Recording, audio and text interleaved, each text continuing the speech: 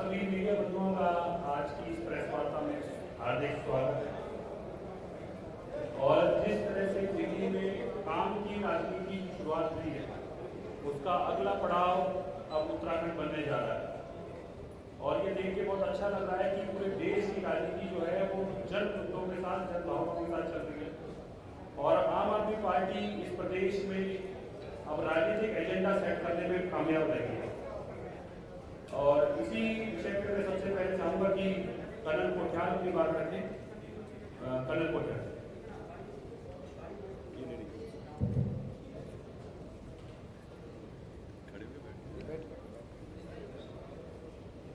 अभी हम जब रास्ते में आ रहे थे, मेरी किस्मत अरविंद केजरीवाल सर के साथ गाड़ी में बैठ करके, तो मैं सोच रहा था कि आज ये जो दिन है, क्या ये वाकई में हमारे लिए बहुत बड़ा गर्व वाला दिन है या हमारी किस्मत वाला दिन है, जिस दिन सर को यहाँ पे पहली बार ऑफिशियल विजिट में देहरादून आए हैं। अभी कुछ दिनों से मैं पहाड़ों में घूम रहा था, तो वैसे तो हम सबको पता है कि उत्तराखंड में क्या मूलभूत जरूरत है हर इंसान की, लेकिन जब मैं पहाड़ों में घूम रहा था तो मेरे को महिलाएं जो खेती में अपने रुपाई कर रही थी, वो खेती में रुपाई छोड़ करके हमसे मिलने आकर के ये बोलना चाह रही थी कि बेटा देखो, आम आदमी पार्टी ये हेल्थ, एजुकेशन, रोजगार ये तो देगी ही देगी, लेकिन ये बताओ कि जो हमारे सामने से गंगा नदी बह रही है, जिसमें सबसे बड़ा टिहरी डैम बना हुआ है, यहाँ से बिजली पैदा हो रही है, यहीं का पानी है, क्या वो मूलभूत सुविधाएं भी आज की सरकार या आज की हमारी जो गवर्नेंस है वो नहीं दे पा रही है पिछले 20 साल से? तो मैं सोच रहा था आज आते हुए एक आदमी जिसने अपनी मेहनत से सबसे बढ़िया जो इंजीनियरिंग कॉलेज होता है आईआईटी खड़गपुर से इंजीनियरिंग करी, उसके बाद में टाटा स्टील में उस जगह नौकरी करी जहाँ पे कि माओवादी थ्रेट है आज के जमाने में और लोग बड़े पिछड़े हो गए थे। उसके साथ मदर टेरेसा जैसी संस्थाएं जो मदर टेरेसा ने बनाई थी, नॉर्थ ईस्ट इंडिया में क्या समस्याएं हैं, सिक्किम में किस तरीके का आज एक समाज चलता है, उनके ऊपर स्टडी करी। उसके बाद सिविल सर्विसेज वो क्वालिफाई करा, उसके बाद नौकरी करी। नौकरी करने के बाद में एक अच्छा एक्सपीरियंस लेकर के दिल्ली जैसी जगह जहाँ पे पावरफुल मानी जाने वाली हमारे देश की कांग्रेस और बीजेपी की बिल्कुल तगड़ी वाली राजनीति होती है, उस जगह पे स्थापित करा दिल्ली में एक गवर्नेंस मॉडल। वहाँ पे साबित करके दिखाया कि वो गवर्नेंस मॉडल में जो मूलभूत सुविधाएं हैं वो देने के बाद ही दिल्ली के पढ़े लिखे लोग वो बार बार रिपीटेडली 2 बार कांग्रेस बीजेपी को आउट करके एक पार्टी को अपने इलेक्शन में जिता करके लेके आ रहे हैं। इसका मतलब तो बड़ा साफ है कि ये गवर्नेंस मॉडल है जो उत्तराखंड में करने में और आसानी है, लेकिन हो नहीं पा रहा था। क्यों? क्योंकि समझ नहीं आ रही थी। क्या किस्मत है आज हमारी।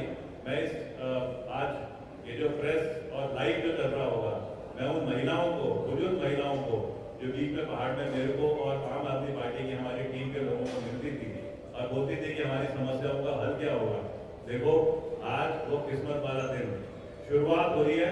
उन समस्याओं को कैसे हल करना है, कैसे उसको ठीक करके उत्तराखंड का नवनिर्माण जो हम बोल रहे हैं वो किस तरीके से होगा। आज मैं जरूर अरविंद केजरीवाल सर को सबसे पहले तो धन्यवाद बोलना चाहता हूँ कि आप हम सबका हौसला बढ़ाने यहाँ पे आए, और यकीन दिलाना चाहता हूँ पूरी आम आदमी टीम की तरफ से, आम आदमी पार्टी की टीम की तरफ से उत्तराखंड में जो है कि जो आपने हमारे लिए सोच बनाई थी कि मैं उत्तराखंड के लिए भी कुछ करना चाहूँ तो मेरे को अच्छा लगेगा, आज उस सोच को पूरा करने के लिए टीम धीरे धीरे स्ट्रांग होती जा रही है, लोगों के अंदर जज्बा बढ़ता जा रहा है। अब खाली बस एक चीज रह गई है, ग्राउंड पे इम्प्लीमेंट करना।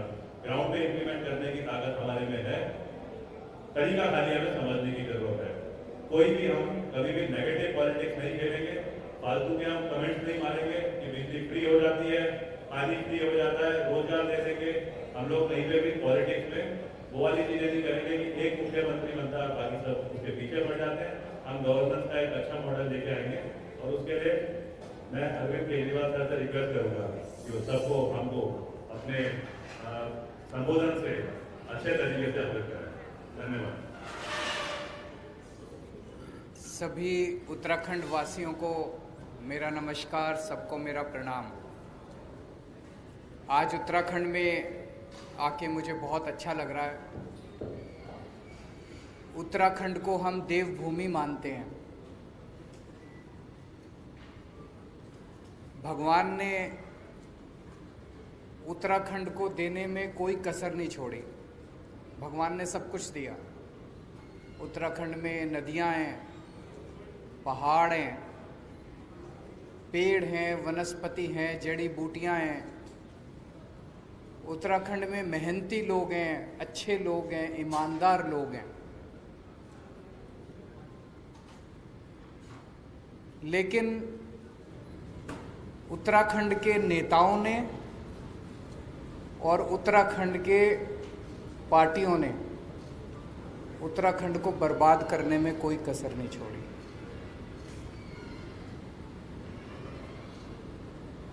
आज उत्तराखंड के अंदर 2 पार्टियां हैं। तो जैसे चक्की होती है, चक्की के 2 पार्ट होते हैं। उन चक्की के 2 पार्टों के अंदर दाने पिसते हैं। ऐसे इन 2 पार्टियों के बीच में उत्तराखंड और उत्तराखंड की जनता पिस रही है पिछले 20 साल से। इन दोनों पार्टियों ने बड़ी अच्छी सेटिंग कर रखी है, बड़ी अच्छी सहमति बना रखी है आपस में, और बड़े तरीके से है, सिस्टमैटिक। आप 2000 से उठा के देख लो, एक बार तुम, एक बार हम, एक बार तुम, एक बार हम, एक बार तुम लूटो, एक बार हम लूटेंगे, एक बार तुम लूटो, एक बार हम लूटेंगे। अभी हम देख रहे हैं कि सत्ताधारी पार्टी के पास सीएम ही नहीं है। एक बनता है, फिर सत्ताधारी पार्टी को लगता है नहीं ये भी निकम्मा, फिर दूसरे को बनाते हैं, फिर कहते हैं नहीं ये भी निकम्मा। मेरे ख्याल से 70 साल के भारत के इतिहास में ये पहली बार हो रहा होगा कि कोई अपनी पार्टी खुद ही कहती है कि हमारा सीएम बेकार है।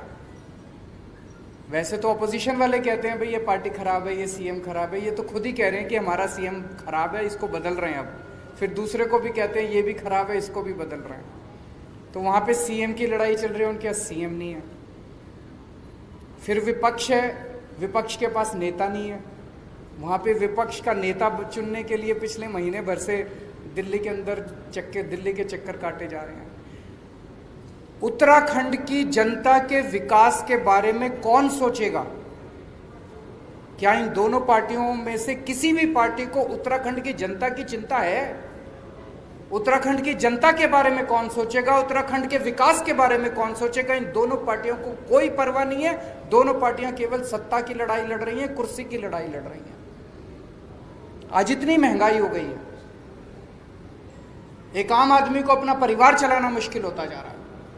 हर चीज महंगी होती जा रही है। जैसा भी कर्नल साहब ने कहा, किसी भी परिवार में चले जाओ, सबसे ज्यादा दुखी कौन है? खासकर महिलाएं हैं। क्यों? आदमी कमाता है, कमा के महीने के अंत में अपने घर में अपनी धर्मपत्नी को, माँ को, बहन को लाके पैसे उसके हाथ में रख देता है। फिर पूरा महीने का खर्चा तो बेचारी महिला को चलाना पड़ता है। आमदनी बढ़ नहीं रही, खर्चे बढ़ते जा रहे हैं, महंगाई बढ़ती जा रही है। मेरा ये कहना है कि उत्तराखंड जो कि बिजली बनाता है, जो कि दूसरे राज्यों को बिजली देता है, दूसरे राज्यों को बिजली बेचता है, उत्तराखंड के अपने वासियों को बिजली इतनी महंगी क्यों मिलती है? क्या कभी किसी भी सरकार ने उत्तराखंड वासियों को फ्री में बिजली या सस्ती बिजली देने के बारे में सोचा? नहीं सोचा। उनके पास टाइम ही नहीं है। वो तो अपनी सत्ता की लड़ाई में लगे हुए हैं। जब टेहरी बांध बनाया गया था, टेहरी बांध बनाने के लिए जिन लोगों की जमीनें ली गई थी, जिन लोगों के रिसोर्सेज लिए गए थे, उनको वादा किया गया था कि तुम लोगों को कम से कम फ्री में बिजली दी जाएगी। किया गया था कि नहीं किया गया? क्या उनको फ्री में आज तक बिजली मिली? उनको भी बिजली नहीं दी। जो उनको वादा था, उनको भी बिजली फ्री में नहीं दी। कुछ दिन पहले, अभी 4-5 दिन पहले, मैंने टीवी में सुना कि उत्तराखंड के बिजली मंत्री ने ऐलान किया कि हम 100 यूनिट बिजली फ्री देंगे और 100 से 200 यूनिट बिजली हाफ रेट देंगे। मुझे बहुत अच्छा लगा कि उत्तराखंड के लोगों को कुछ तो फायदा होगा। लेकिन मैं सोच रहा था कि चुनाव के 6 महीने पहले ये वादा कर रहे हैं, ये अपने वादे पे टिकेंगे नहीं टिकेंगे। इनके एक बहुत बड़े नेता ने एक बारी कमेंट किया था, जब उनसे पूछा गया जी आपने कहा था 15-15 लाख रुपए देंगे, बोले ये तो चुनावी जुमला होता है। तो जब उन्होंने ऐलान किया कि 100 यूनिट बिजली फ्री देंगे, तो मेरे मन में एक शंका थी, एक खुशी भी थी, एक शंका भी थी कि पता नहीं ये पूरी करेंगे नहीं करेंगे। मेरी शंका 24 घंटे में उसका निवारण हो गया। उसके 24 घंटे के अंदर यहाँ के मुख्यमंत्री ने कह दिया ऐसा कोई प्रस्ताव नहीं है, हम बिजली मुफ्त नहीं देने वाले। तो आपको 6 महीने का इंतजार भी नहीं करना पड़ा। चुनाव उन्होंने खुद ही कह दिया ये चुनावी जुमला था, हम बिजली फ्री नहीं देने वाले। दिल्ली में उत्तराखंड के बहुत लोग रहते हैं। मुझे तो लगता है शायद उत्तराखंड के हर परिवार से या तो कोई दिल्ली में रहता होगा, या दोस्त होगा, या रिश्तेदार होगा। लगभग हर परिवार का कुछ ना कुछ दिल्ली से रिश्ता जरूर है। और जब आपस में दिल्ली से उत्तराखंड के जो निवासी हैं, दिल्ली में रहते हैं, वो आते हैं वापस, चर्चा करते हैं, फोन पे बात होती है, तो वो बताते हैं कि दिल्ली में किस तरह से विकास हो रहा है। जो काम 70 साल में सारी पार्टियां मिलकर देश के किसी भी कोने में नहीं कर पाई, वो काम आज दिल्ली के अंदर हो रहे हैं। स्कूल बन रहे हैं, अस्पताल बन रहे हैं, सड़कें बन रही हैं, पानी, बिजली, हर क्षेत्र के अंदर दिल्ली के अंदर विकास हो रहा है। अब उत्तराखंड वासी भी चाहते हैं कि वैसा ही विकास दिल्ली का जैसा हो रहा है वैसा ही विकास, यहाँ भी स्कूल अच्छे होने चाहिए, यहाँ भी अस्पताल अच्छे होने चाहिए, सभी उत्तराखंड वासी चाहते हैं। और अब उत्तराखंड के लोग मन बना चुके हैं कि उत्तराखंड के अंदर आम आदमी पार्टी की सरकार लानी है। तो मैं उत्तराखंड के लोगों को भरोसा दिलाना चाहता हूं कि जितने काम, अच्छे काम दिल्ली में हुए वो तो करेंगे ही करेंगे। स्कूल भी अच्छे बनाएंगे, अस्पताल भी अच्छे बनाएंगे, बिजली भी अच्छी करेंगे, पानी भी अच्छा करेंगे, यहाँ पे खेती भी अच्छी करेंगे, कानून व्यवस्था भी, और भी खूब सारे अच्छे काम करेंगे। आज मैं खासकर बिजली के क्षेत्र में 4 बातों की गारंटी देके जा रहा हूं। और मैं ये बता दूं, मैं जो कहता हूं वो चुनावी जुमला नहीं होता। केजरीवाल जो कहता है वो करता है। आज जो मैं कह रहा हूं वो केजरीवाल की गारंटी है। 4 बातों की गारंटी दे रहा हूं मैं बिजली के क्षेत्र में। ये हमारी पहली गारंटी है। पहली गारंटी का मतलब अगले महीने फिर आऊंगा एक और बात करने के लिए, फिर उसके अगले महीने फिर आऊंगा एक और बात करने के लिए। आज बिजली के क्षेत्र में 4 बातों की गारंटी देके जा रहा हूं। पहली चीज, जैसे दिल्ली में करके दिखाया वैसे ही उत्तराखंड के अंदर हमारी सरकार बनेगी। 300 यूनिट बिजली तक हर परिवार को मुफ्त बिजली दी जाएगी। दिल्ली में 200 यूनिट बिजली मुफ्त मिलती है। 200 से 400 यूनिट के बीच में हाफ मिलती है, हाफ रेट पे। तो यहाँ पे इसके लिए हमने एक अलग वो कर लिया कि एवरेज करके 300 यूनिट, वो हाफ वाला कॉन्सेप्ट नहीं रखा, 300 यूनिट फ्लैट, 300 यूनिट तक हर परिवार को मुफ्त बिजली दी जाएगी। दूसरी बात, ऐसे पिछले कई महीनों से हमारे कार्यकर्ता गांव-गांव जा रहे हैं, घर घर जा रहे हैं। ऐसे कई परिवार देखने को मिले, ऐसे कई बिल देखने को मिले कि लोगों के गलत बिल आए हुए हैं। और कई बार होता है कि जानबूझ के गलत भेजे जाते हैं। 60,000 का बिल भेज दिया, अब वो बेचारा जब ठीक कराने जाता है तो उसको कहते हैं 10,000 दे दे, तेरा बिल माफ कर देंगे। होता है ना, कई बार जबरदस्ती के झूठे बिल भेजे जाते हैं। अब बेचारे चक्कर काट रहा है, चक्कर पे चक्कर काट रहा है। इतने बड़े स्तर के ऊपर गलत बिल आए हुए हैं कि उनको अगर ठीक करने के लिए सारी मशीनरी भी लगानी पड़े तो वो कम पड़ जाएगी। तो दूसरी बात, पुराने बिल माफ किए जाएंगे, पुराने बिल नहीं देने पड़ेंगे, एक नए सिरे से शुरुआत की जाएगी। तीसरी चीज, कोई पावर कट नहीं लगेगा। दिल्ली में करके दिखाया हमने। उत्तराखंड में 24 घंटे बिजली देंगे। फ्री बिजली का ये मतलब नहीं है कि बिजली कम देंगे, पूरी बिजली देंगे, 24 घंटे बिजली देंगे, मुफ्त बिजली देंगे। दिल्ली में जब मैं मुख्यमंत्री बना 2015 में, जब दूसरी बार हमारी सरकार बनी थी, मेरे को याद है 2014 की गर्मियां, दिल्ली में 7-7, 8-8 घंटे के पावर कट लगते थे। बहुत बुरा हाल था दिल्ली के अंदर, इतने पावर कट लगते थे। मुख्यमंत्री बनने के बाद मैंने और मेरे मंत्रियों ने और मेरे विधायकों ने गली गली जा जाके, मोहल्ले मोहल्ले में जा जाके तारें बदलवाई, ट्रांसफार्मर बदलवाए, खड़े होके, जैसे अपने घर का काम कराते हैं ना जब घर की, वैसे खड़े होके हमने ट्रांसफार्मर चेंज करवाए, तारें चेंज करवाई, रिप्लेस कराई। और आज दिल्ली के अंदर 24 घंटे बिजली है। लोगों ने इन्वर्टर इस्तेमाल करने बंद कर दिए, जनरेटर इस्तेमाल करने बंद कर दिए। उत्तराखंड में भी बिजली की कमी नहीं है, उत्तराखंड में बिजली बहुत है कि नहीं है? उत्तराखंड तो दूसरों को बिजली देता है, फिर भी बिजली के पावर कट लगते हैं, क्यों लगते हैं? तो उत्तराखंड में कोई पावर कट नहीं होगा। ये तीसरी बात है। और चौथी बात, किसानों को, उत्तराखंड के किसानों को मुफ्त बिजली दी जाएगी। आज एक किसान बेचारा गरीब आदमी है, सबसे गरीब आदमी है, और उस किसान से भी हम बिजली के पैसे लेते हैं। अगर उसको थोड़ी सी हम सहूलियत दे देंगे तो उसकी जेब में थोड़े से पैसे आ जाएंगे, उसकी जेब में थोड़े से पैसे आएंगे तो अपने बच्चों को और अच्छी तरह पाल लेगा। तो चौथी बात, किसानों की बिजली, खेती की बिजली मुफ्त की जाएगी। आज ये बिजली के क्षेत्र में हमारी पहली गारंटी है। 4 बातों की मैं गारंटी दे रहा हूं। हमारी सरकार बनने के बाद पहली कलम से आपकी 300 यूनिट बिजली मुफ्त कर दी जाएगी। मैं ऐसे भी नहीं कह रहा कि सरकार बनने के 5 साल के बाद चुनाव के टाइम हमारे को याद आएगा हमारा वादा। सबसे पहले सरकार बनने के बाद पहली कलम से आपकी 300 यूनिट बिजली मुफ्त की जाएगी, किसानों की बिजली मुफ्त की जाएगी और पुराने बिल माफ़ किए जाएंगे। 24 घंटे बिजली करने के लिए समय लगेगा, 3-4 साल लगेंगे। सारा नेटवर्क जो है, इसमें जितनी कमियां हैं, ट्रांसफार्मर बदलने हैं, ये है वो है, पुराना नेटवर्क है, इसको ठीक करने में समय लगेगा। उसके वो भी करेंगे, लेकिन 3-4 साल के अंदर ऐसी व्यवस्था कर देंगे, मॉडर्न नेटवर्क होगा बिजली का, 24 घंटे बिजली की व्यवस्था करेंगे। मैं समझता हूं कि आज की इस घोषणा के बाद उत्तराखंड के हर व्यक्ति को खुशी होगी, हर परिवार को खुशी होगी, लेकिन सबसे ज़्यादा खुशी उत्तराखंड की महिलाओं को होगी।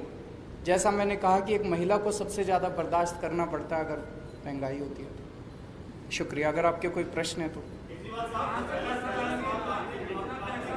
एक करके सवाल लिखिए।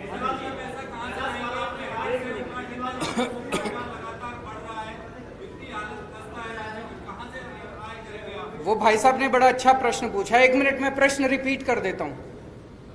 उन्होंने कहा कि उत्तराखंड की सरकार घाटे में चल रही है, उत्तराखंड के पास पैसा नहीं है, इतना पैसा कहां से आएगा? आपकी जानकारी के लिए बता दूं, जब दिल्ली में हमारी सरकार बनी थी, दिल्ली सरकार भी घाटे में चला करती थी। आज 5 साल के बाद दिल्ली सरकार नफे में चल रही है। ये मैं नहीं कह रहा, सीएजी की रिपोर्ट जो आई है पिछली, वो कह रही है कि पूरे देश में अकेली एक ही सरकार है पूरे देश में, दिल्ली सरकार, जो कि नफे में चल रही है, बाकी सारी सरकारें घाटे में चल रही है। नंबर 1। नंबर 2, आज ये जो ऐलान किए गए हैं, हम सारी कैलकुलेशन करके आए हैं, सारी प्लानिंग करके आए, ये हवा में नहीं कर रहे। 1200 करोड़ रुपए का खर्चा आएगा टोटल। उत्तराखंड का बजट 50,000 करोड़ है। 50,000 करोड़ में से 1200 करोड़ रुपए निकालना कोई मुश्किल बात नहीं है। दिल्ली का बजट 60,000 करोड़ है। 60,000 करोड़ में हमारी दिल्ली में बजट बिजली की सब्सिडी 2200 करोड़ रुपए आती है। अगर हम 60,000 करोड़ में से 2200 करोड़ निकाल लेते हैं दिल्ली में, तो उत्तराखंड में से 50,000 करोड़ में से 1000 करोड़ तो निकाल ही लेंगे। एक बात। दूसरी बात, आज आपके सामने गवर्नेंस के 2 मॉडल हैं। आपको तय करना है कि आप कौन सा मॉडल चाहते हैं। एक मॉडल है इन दोनों पार्टियों का। इस मॉडल में सरकारें घाटे में चलती हैं, जम के भ्रष्टाचार होता है, स्कूल बर्बाद हैं, अस्पताल बर्बाद हैं, बिजली महंगी है और पावर कट लगते हैं। दूसरा मॉडल है नफे में बजट है, शानदार स्कूल बन रहे हैं, शानदार अस्पताल बन रहे हैं, बिजली मुफ्त है और 24 घंटे बिजली है। आप तय कर लो आपको कौन सा मॉडल चाहिए। अगर हम बिजली मुफ्त कर रहे हैं, आज मैं आपको वादा करके जा रहा हूं अगले 5 साल के अंदर किसी भी चीज के ऊपर टैक्स नहीं बढ़ाया जाएगा। आपसे एक्स्ट्रा टैक्स नहीं लेंगे, हम एक्स्ट्रा लोन नहीं लेंगे। कहां से लाएंगे पैसा? चोरी रोकेंगे, भ्रष्टाचार रोकेंगे, भ्रष्टाचार रोक के अगर पैसा बचाएंगे और आपकी जेब में डालेंगे तो आप तो खुशी हो गए।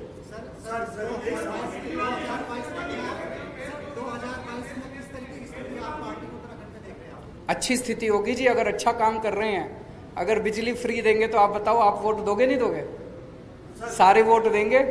जिस जिसको अच्छे स्कूल चाहिए, जिस जिसको अच्छे अस्पताल चाहिए, जिस जिसको 24 घंटे बिजली चाहिए, जिस जिसको फ्री बिजली चाहिए, सब देंगे वोट। एक मिनट, वो काफी देर से बोल रहे हैं। एक उनको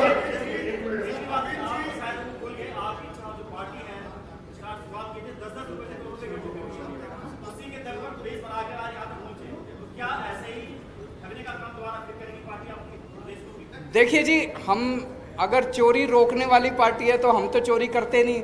हमारे पास फंड तो आप ही से 10 रुपए लिए। अब आपसे 100 रुपए लेंगे इस बार, आपसे भी 100 रुपए लेंगे, इनसे भी 100 रुपए लेंगे। जनता के चंदे से चलने वाली पार्टी है और जनता के चंदे से चलेगी।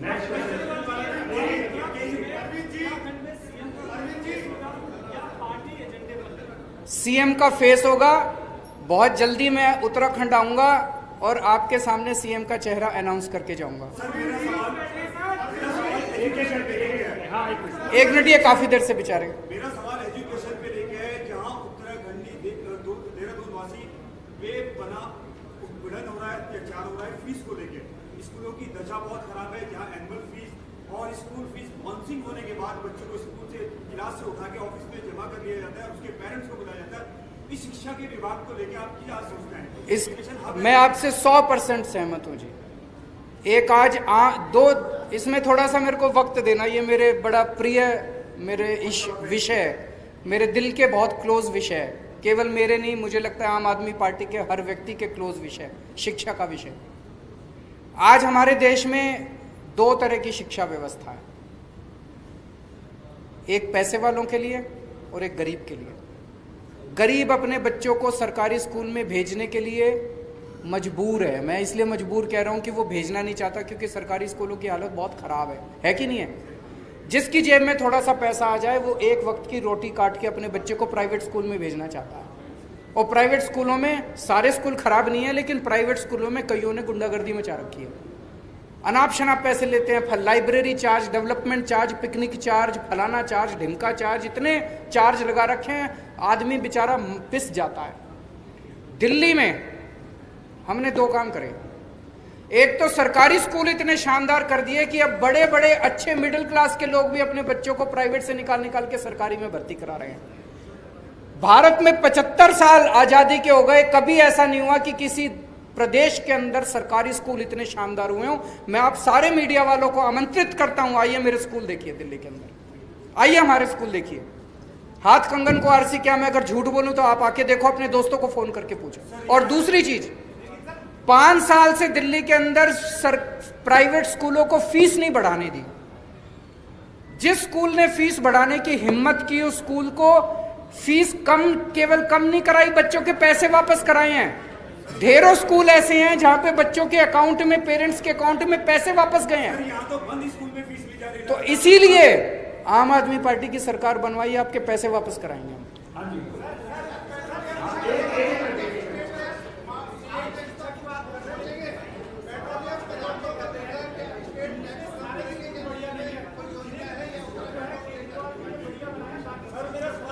ये इन्होंने अभी आ रहा हूं जी, सबके दूंगा। इन्होंने बड़ा इंपॉर्टेंट क्वेश्चन किया कि बीजेपी वाले ये कह रहे हैं कि केजरीवाल ने दिल्ली में 4-5 स्कूल अच्छे कर दिए, बस बाकी सारे नहीं करे। सर, यहाँ की दिशा बदली मैं आपसे सबसे आपको आमंत्रित करता हूं, आप दिल्ली के किसी सरकारी स्कूल में चले जाओ दिल्ली सरकार के, और आप वहां पे फोटो खींच के मेरे को भेज देना, अच्छा लगे या बुरा लगे। किसी भी सरकारी स्कूल में जाके आप देख लेना। एक मिनट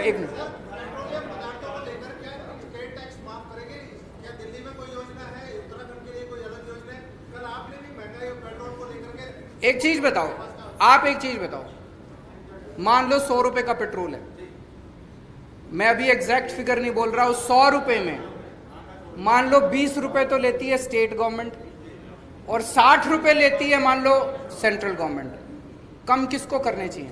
सेंटर को कम। एक मिनट सुनो तो सही, मेरी बात तो सुन लो। जितनी भी राज्य सरकारें हैं वो सारी राज्य सरकारें बेचारे छोटे से रेवेन्यू पे चलती हैं, इतना सा तो रेवेन्यू है, सेंटर बढ़ाती जा रही है, आप कहते हो स्टेट कम करे, तो स्टेट चलेगा कैसे? आपको डिमांड करनी चाहिए कि सेंटर कम करे। सेंटर ने ये सेंटर जो इतनी टैक्स पे टैक्स इंटरनेशनल लेवल पे तेल के दाम घटते जा रहे हैं और हमारी केंद्र सरकार टैक्स बढ़ाती जा रही है, तो ये तो सही नहीं है। लास्ट क्वेश्चन,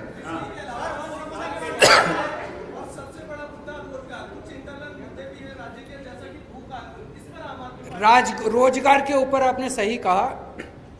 हमारी पार्टी के अंदर आजकल कर्नल साहब जो हैं युवाओं के बीच में घूम रहे हैं, युवाओं के बीच में बातचीत कर रहे हैं। रोजगार को लेके हमारी पार्टी के अंदर पूरा प्लान बन रहा है।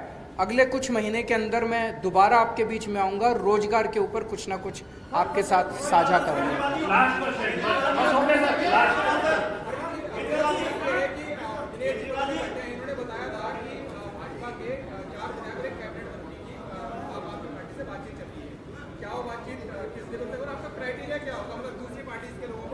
देखिए, मैं आज सभी जितने भी देशभक्त लोग हैं, जितने भी उत्तराखंड को प्यार करने वाले लोग हैं, जो लोग भी उत्तराखंड का विकास चाहते हैं, ऐसे लोग जो दूसरी पार्टियों में अपने आप को कुंठित महसूस कर रहे हैं, सफोकेटेड महसूस कर रहे हैं, ईमानदार लोग हैं, उन सबको मैं आमंत्रित कर रहा हूं कि अभी तक आपकी मजबूरी थी कि आप दूसरी पार्टियों में थे, अब एक अच्छी पार्टी आ गई है, उत्तराखंड की राजनीति करवट ले रही है, उत्तराखंड की राजनीति बदलने वाली है, उत्तराखंड की दिशा और दशा बदलने वाली है। आप सब लोग आइए और आम आदमी पार्टी ज्वाइन कीजिए। बहुत बहुत धन्यवाद, शुक्रिया, थैंक यू, धन्यवाद।